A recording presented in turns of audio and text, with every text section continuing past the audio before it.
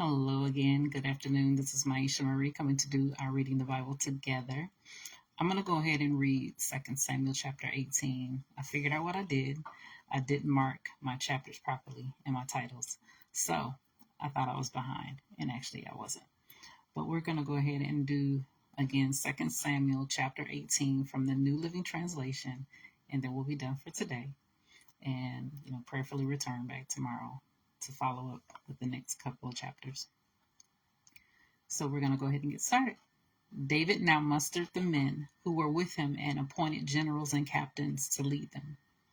He sent the troops out in 3 groups, placing one group under Joab, one under Joab's brother Abishai, son of Zeruiah, and one under Ittai, the man from Gath. The king told his troops, "I'm going out with you." But his men objected strongly. "You must not go," they urged.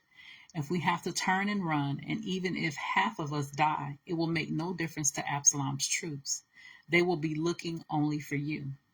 You are worth 10,000 of us, and it is better that you stay here in the town and send help if we need it. If you think that's the best plan, I'll do it," the king answered. So he stood alongside the gate of the town as all the troops marched out in groups of hundreds and of thousands. And the king gave this command to Joab, Abishai, and Ittai: "For my sake, deal gently with young Absalom." And all the troops heard the king give this order to his commanders.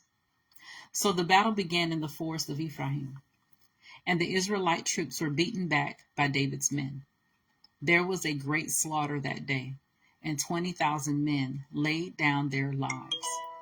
The battle raged all across the countryside, and more men died because of the forest than were killed by the sword. During the battle, Absalom happened to come upon some of David's men. He tried to escape on his mule, but as he rode beneath the thick branches of a great tree, his hair got caught in the tree. His mule kept going and left him dangling in the air. One of David's men saw what had happened and told Joab, "I saw Absalom dangling from a great tree." "What?" Joab demanded. "You saw him there and didn't kill him? I would have rewarded you with 10 pieces of silver and a hero's belt." "I would not kill the king's son for even 1,000 pieces of silver," the man replied to Joab. "We all heard the king say to you and Abishai and Ittai, 'For my sake, please spare young Absalom.' And if I had betrayed the king by killing his son, and the king would certainly find out who did it, you yourself would be the first to abandon me." "Enough of this nonsense," Joab said. Then he took 3 daggers and plunged them into Absalom's heart as he dangled, still alive, in the great tree. 10 of Joab's young armor-bearers then surrounded Absalom and killed him. Then Joab blew the ram's horn, and his men returned from chasing the army of Israel. They threw Absalom's body into a deep pit in the forest and piled a great heap of stones over it. And all Israel fled to their homes. During his lifetime, Absalom had built a monument to himself in the king's valley, for he said, "I have no son to carry on my name." He named the monument after himself, and it is known as Absalom's monument to this day. Then Zadok's son Ahimaaz said, "Let me run to the king with the good news that the Lord has rescued him from his enemies." "No," Joab told him. "It wouldn't be good news to the king that his son is dead. You can be my messenger another time, but not today." Then Joab said to a man from Ethiopia, "Go tell the king what you have seen." The man bowed and ran off. But Ahimaaz continued to plead with Joab, "Whatever happens, please let me go too." "Why should you go, my son?" Joab replied. "There will be no reward for your news." "Yes, but let me go anyway," he begged. Joab finally said, "All right, go ahead."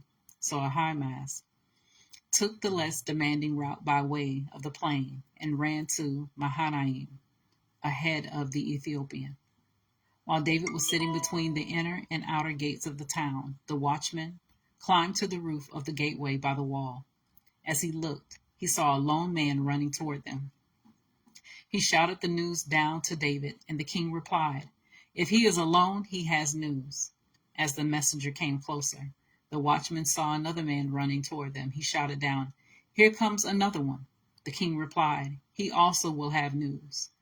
"The first man runs like Ahimaaz, son of Zadok," the watchman said. "He is a good man and comes with good news," the king replied. Then Ahimaaz cried out to the king, "Everything is all right." He bowed before the king with his face to the ground and said, "Praise to the Lord your God, who has handed over the rebels who dared to stand against my lord the king." "What about young Absalom?" the king demanded. "Is he all right?" Ahimaaz replied, "When Joab told me to come, there was a lot of commotion, but I didn't know what was happening." "Wait here," the king told him. So Ahimaaz stepped aside. Then the man from Ethiopia arrived and said, "I have good news for my lord the king. Today the Lord has rescued you from all those who rebelled against you." "What about young Absalom?" the king demanded. "Is he all right?" And the Ethiopian replied, "May all of your enemies, my lord the king, both now and in the future, share the fate of that young man." The king was overcome with emotion. He went up to the room over the gateway and burst into tears. And as he went, he cried, "Oh, my son Absalom, my son Absalom, if only I had died instead of you. Oh, Absalom, my son, my son." So that was 2 Samuel chapter 18 from the New Living Translation. As always, continue to search the scriptures daily to see what is true. Allow Holy Spirit to illuminate the word into your heart, your mind, and soul, bringing knowledge, understanding, and wisdom, and most of all, revelation of who God is, his true nature, his character, and how much he truly, truly loves you. You guys take care. God bless. And until next time.